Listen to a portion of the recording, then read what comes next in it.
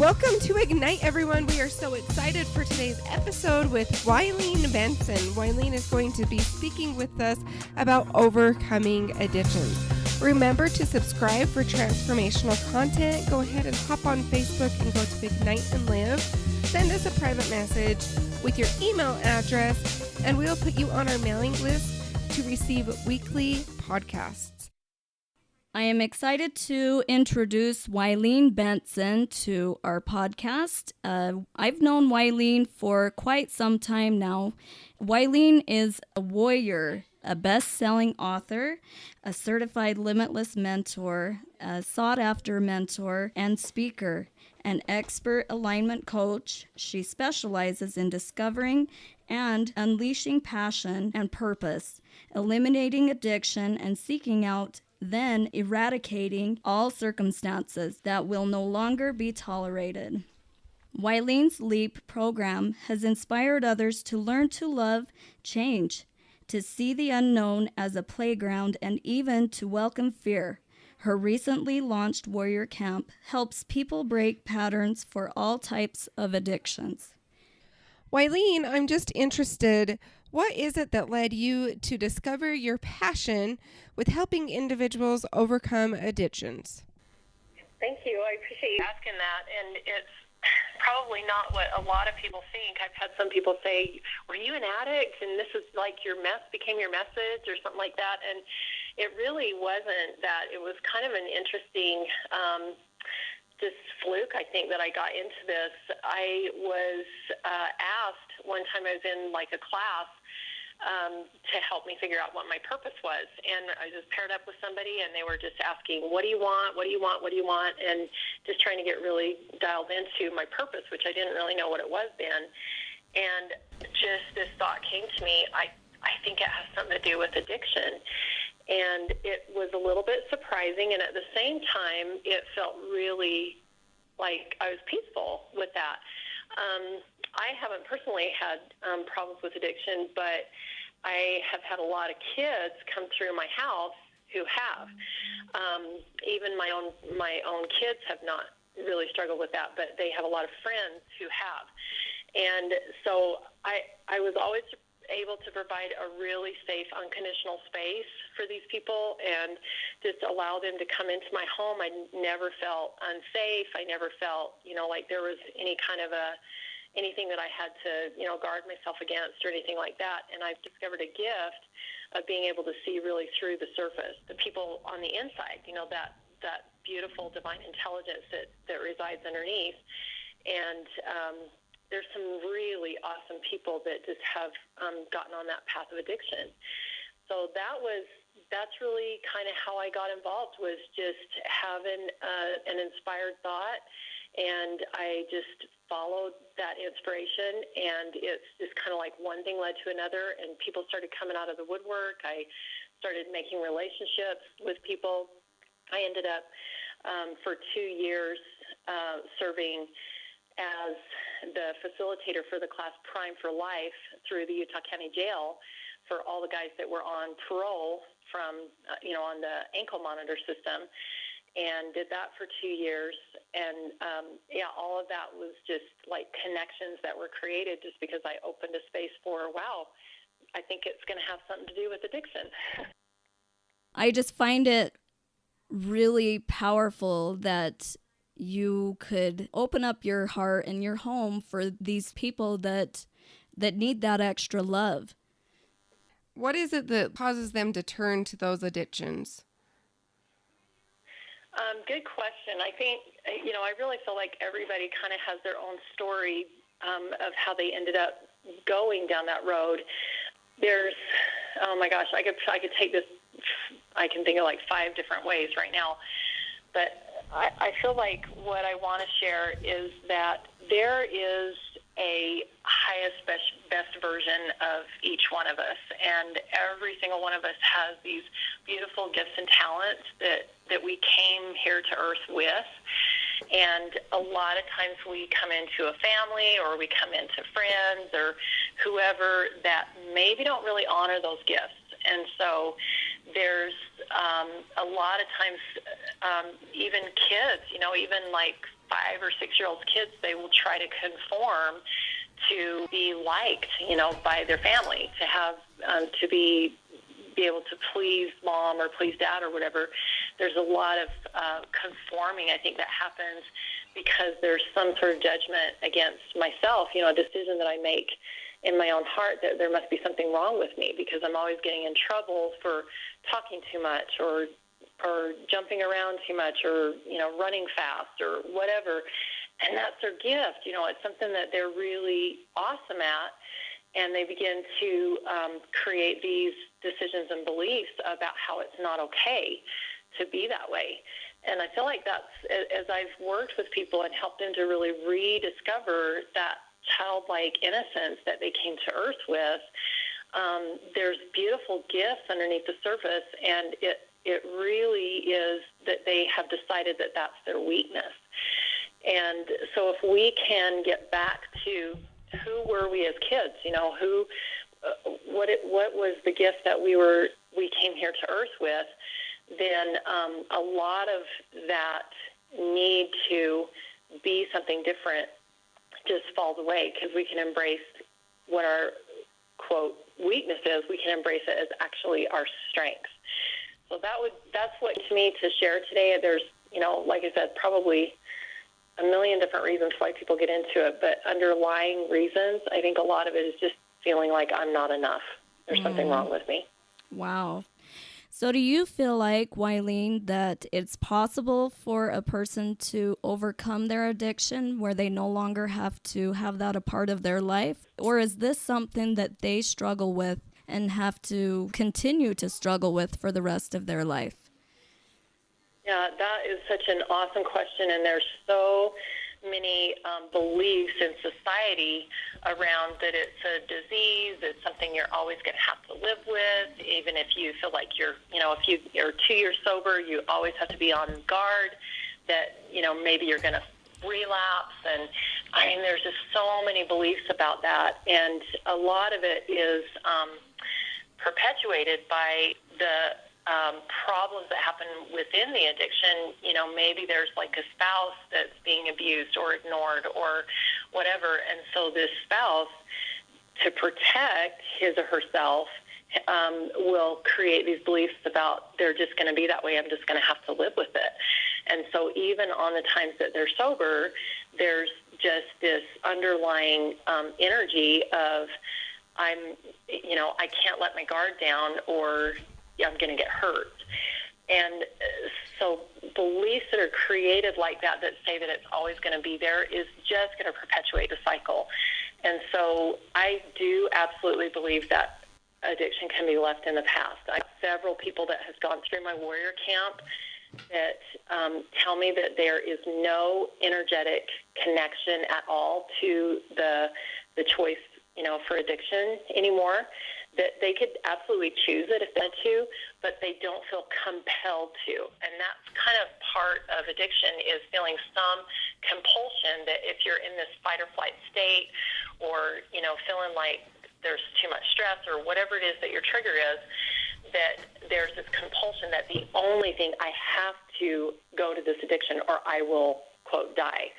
There's just like no choice. And there is a choice, and when you get to a really neutral space of really understanding who you are, changing your beliefs to, make the choice that there is a choice, then you actually get yourself into a neutral space where you can make the choice. You can choose to do something else. You can choose to have, create a different habit. You can choose to not do anything. You can choose to go back to the addiction if you want to. But if you do choose that, you're doing it with full knowledge. It's not just this compulsion that you can't control. So as you were talking, I was thinking about just my life, and I've had some family members that struggled with addiction. And for me, I found myself getting so wrapped up in it, thinking that I needed to try to save them, and it was my responsibility, and somebody needed to help them. And so, like, as a family member, I feel like it's hard to set that boundary or to recognize that it's not you or it's not your responsibility and you can only do so much. So what would you suggest for family members who are suffering, right along with the addict, how they find that balance and they set those boundaries to keep themselves, healthy and happy as well? This happens it's a very common thing for people that are living with an addict too. And maybe it's an addiction of, feeling like they have to control, or maybe it's it could be any type of addiction. It could be a behavioral, practice, something that they do that is just not healthy. It doesn't have to be a substance abuse.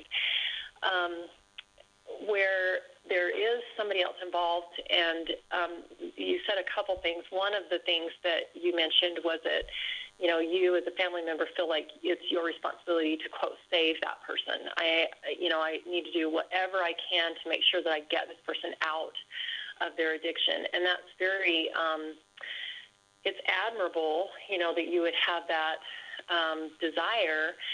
But I believe that there's only one Savior, and He already did His work, and so I don't have to do that for Him.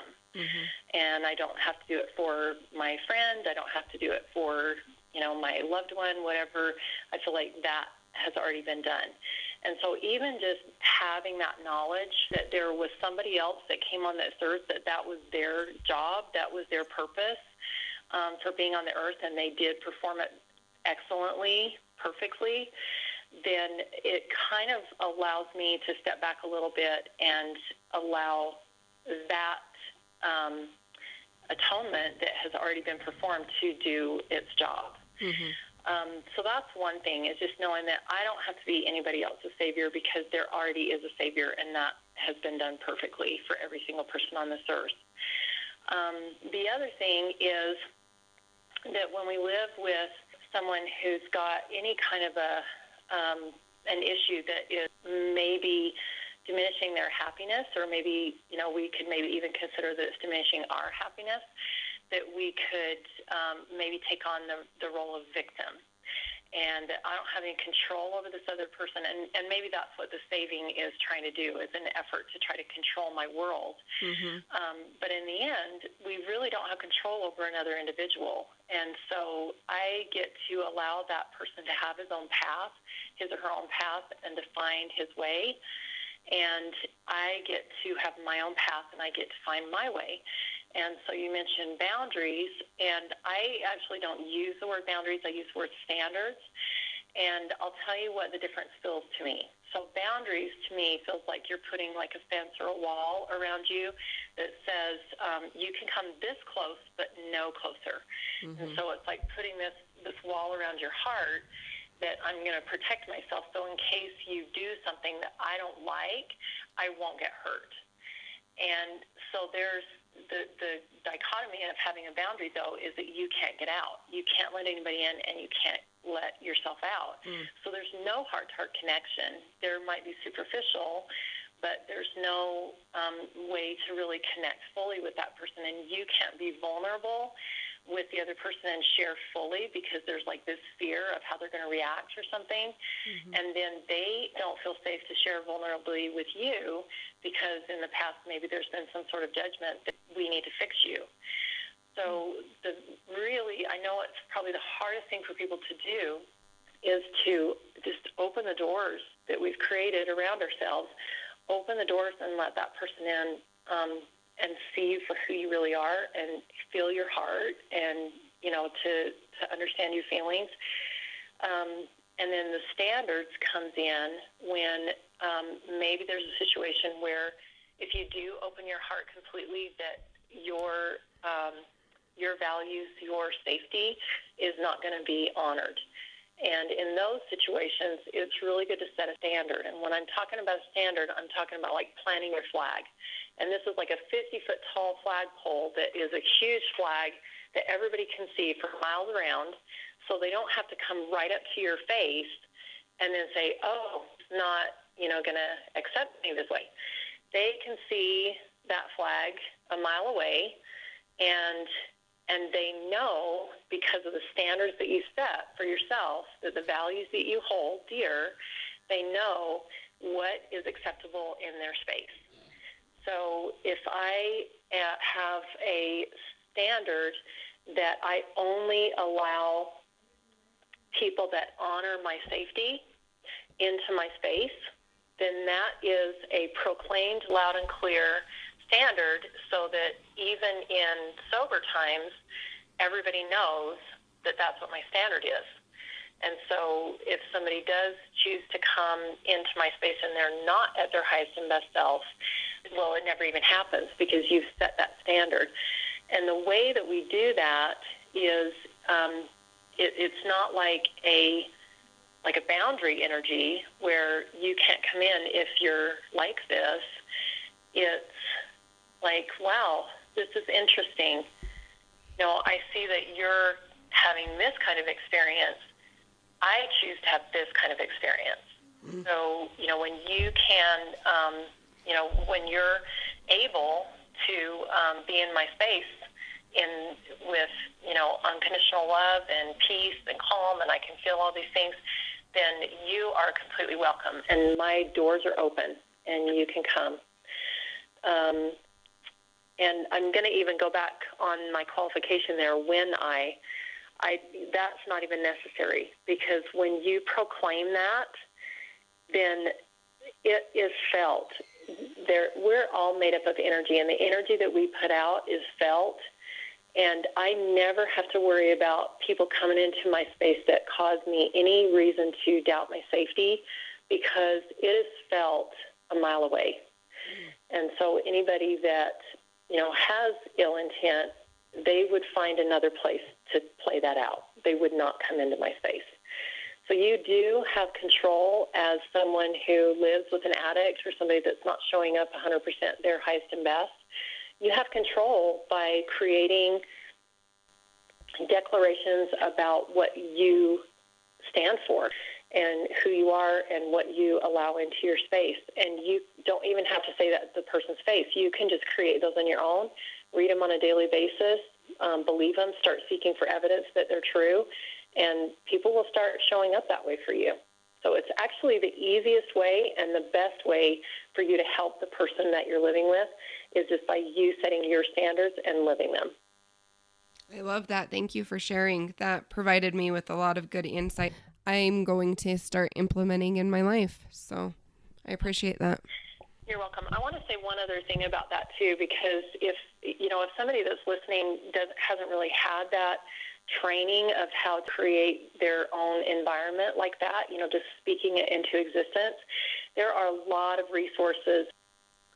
Thank you so much for sharing that wonderful content with us, Wylene.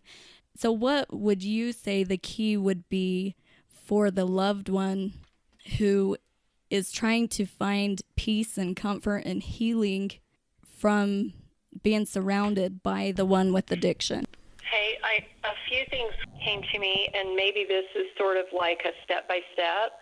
The first thing is to validate, just validate that your feelings are real. When I do my warrior camps, I'll have people come that, feel like they're a support person for, the addict, maybe like a wife or a husband or a mom or somebody will come and they feel like they're coming just to support the addict. But what they find when they get into warrior camp is we start talking about the cycles of addiction and kind of what the meaning of the word is, what's the criteria for it, and their eyes are open and they can kind of see where they've maybe been codependent or maybe they have been the savior or whatever. And so there's like this aha moment where, wow, I'm actually an addict too. And so when they get to that moment of feeling like they maybe get a little bit hard on themselves, like, wow, I didn't realize that I was showing up this way, and now I'm going to go to shame and guilt, for not being the right, person for my loved one. But I just really caution against that, and go allow yourself to just validate your feelings, because especially if you hadn't been trained on how to let things go or to create your own powerful space or whatever. It's just a natural thing, to feel that pain, to want to help the other person to have a happier life. and things like that. So just validate that. And then the second thing is to find a really safe space to dump it. And for some people, that might be just writing it. Just do a free write on all of your feelings. Just get them out. Just get everything out on the table. If you're lucky enough to have a really neutral party that you can go to, a friend or somebody you can go and just spill your guts, that's actually really awesome too.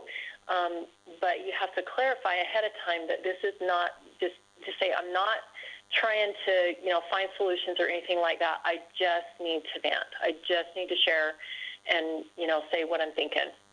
You can go, one of my friends said, go to the cemetery, because there's lots of listening ears there, and they're more than willing to let you vent, and nobody's going to, give you any negative feedback or anything like that. Mm-hmm. And so that's a good place. You can just go somewhere in nature, and God has just provided us so many different opportunities. So that would be the second thing, is just to dump it, just get it out.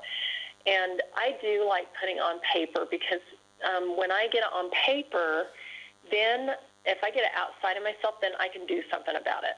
Sometimes as I'm talking or as I'm writing, I'll look at it and I'll be like, well, that's kind of mean, that I was thinking that about that person, and that's not actually really true. He is nice, and this, there are times when she does show up really great for me, and, so you can kind of start seeing it logically that there's a lot of irrational thinking going on, but as long as it's inside of our heads, it feels really true.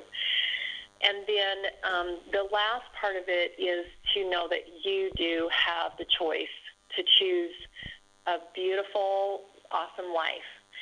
And again, if you don't have anybody to walk you through creating that, once you get that purged out, you've just got this empty vessel that needs something to fill it up, because nature abhors a vacuum. And so if you've got just this empty body that you've just thrown all of this crap out of, you need to be able to fill that up with something. Something that is based in love is preferable. And there's two things that will allow you to be able to bring love into that empty space that you've created. One is gratitude. And that's the highest vibration word in our English language, is the word gratitude. If you can find gratitude in the situation, find gratitude in the person's path, find gratitude in what you have learned from being a part of it, from all of the things that are associated with it. If you can find gratitude, then you're no longer a victim, because it's no longer a bad experience. It's a great experience that you're grateful for. Second thing that will bring love into it is if you can find accountability, because so many times the finger is pointed at the addict and that it's all their fault, and if they would just change, then our whole life would be fixed. But if we can find accountability within the situation, then it takes the victim mentality out of it.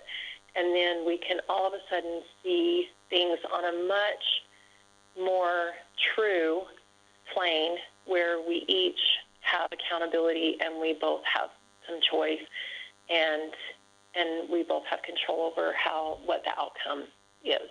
Validate your emotions, dump it in some way, take a look at it, see if you can see kind of maybe the irrationality of some of it, and then inviting love back in by finding gratitude and accountability. Wow, that's beautiful. And it's so powerful, the power of choice. It just really sticks out to me. When we realize that we have choice, I think it just allows us more freedom into our lives. So that's really beautiful. Thank you so much. So we have one more question for you. It was from one of our viewers, and they asked if we would air it. And it is, how do we help a loved one who is suffering from addictions to see themselves as a son of God, and to have him rely on the Savior as his advocate rather than chemicals as a lying crutch? I think we've covered a lot of that in this call. It's interesting that was the one question that was asked, and I feel like this whole call, hopefully he or she has gotten a lot from just what's already been said. But I'll just share a couple of other things. As I work with people with addictions, I don't require that they have a belief in God or that they have a belief in Jesus Christ for them to be able to get over their addiction. However, I do ask that they open a space for believing that there is a higher power than themselves, or that there are powers outside of themselves. If I believe that it's all me, that I'm the only one that can fix it, and there's nobody else that understands and nobody else that I can't find information anywhere else, even if it's the higher power is like a rehab center. If there's at least that shred of hope that there's something outside of what I currently know, then it really does give hope to the individual. If they feel like they have to rely only solely on themselves, then it's just like, that definition of insanity. You're just going to keep getting what you already got if all I have is what I've already got.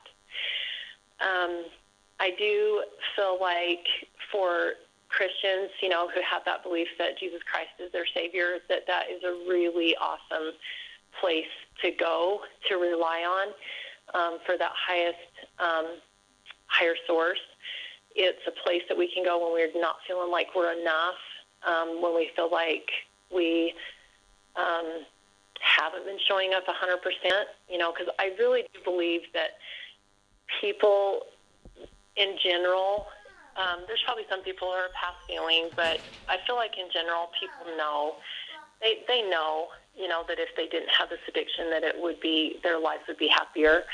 And I feel like if they believe that there is a safe place to go, and if they know that God and Jesus Christ are a safe place to always go, then it's helpful. I also want to just reiterate that addiction is not always a crutch to rely on, like in place of Jesus Christ. I believe we all feel like there is logically that we have worth. When choices are made and there's some shame attached to it, it causes separation. And it's separation from God, it's separation from family, it's separation from our highest and best self. So if they know that there is a safe place to go, whether it's to mom or to spouse or to God or, wherever it is, or like I said, to a counselor, maybe a support person, if there's a safe place to go, then when they do make that choice, we don't have any control over when they make that choice, but when and if they do make that choice to open up, to regain that connection, that there's a safe place to go. So one piece of advice that I could give this person is that if in the relationship, if there's any unsafety, if there's any reprimand, if there's any doubt expressed, if there is any shame associated with choices that have been made, anything like that, it's not creating a space of safety. And so that would be, how to help loved ones see that we can rely on the Savior.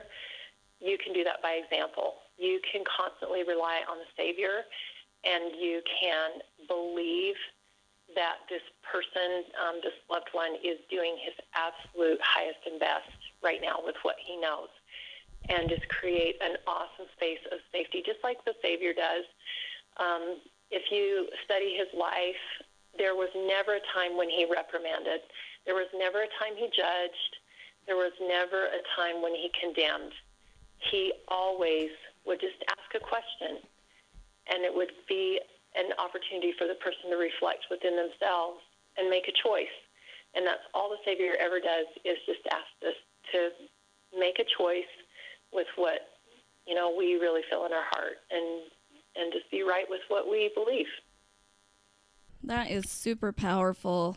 I really appreciate you sharing that, and I know that our viewers are going to be able to take all of these nuggets that you've shared with us. And I know that there's a lot of us who can relate to some of these things. So thank you so much. That's kind of how I was feeling too as Beck was speaking, was that there was so many nuggets that you gave us that I wish I would have had years ago. And so I'm really grateful that I get to implement them in my life, and that you've shared with us some tools and processes and different ways of thinking. So yes, thank you for being on our show. You're welcome. Can I give everybody a gift? Absolutely. I have an audio. This is just about 20-25 minutes long, and it is about the two sources of energy, of power, the two sources of power. And one of the sources is external, and the other source is internal. And the internal energy is the one that constantly fuels you. It never diminishes. You never get tired. You never want to, you could go all day and never eat and sleep, and you would be energetic. The outside sources of energy run out. And so and a lot of times addictions, we're seeking some sort of outside source of energy, of power. And so I would love to offer that to anybody that wants to either contact me through Facebook or my WyleneBenson.com. And I'll send that. And there's a worksheet also that I'll send that is working through step by step how to find your highest truth for you and your values. And I'd love to give that just as a free gift to anybody that would request it. We are so grateful that we were able to bring Wylene on here, and that she was willing to share this amazing content with all of our listeners. We know that addiction is very widespread, and it affects the lives of many. And we know how very difficult it can be, and we hope that this content can help to aid in healing and recovering for both the addict and the families. Next week, we have Stephen Michael Miller, who will be coming on to our podcast. He has been a mentor of mine for the past several months, and I'm so excited to be able to bring his story onto this next upcoming episode. He is going to share the power of choice and how he was able to transform his life as a little boy and implement those skills throughout his lifetime. So we are so excited for our next upcoming episode. And we are ready to ignite the world! Woo!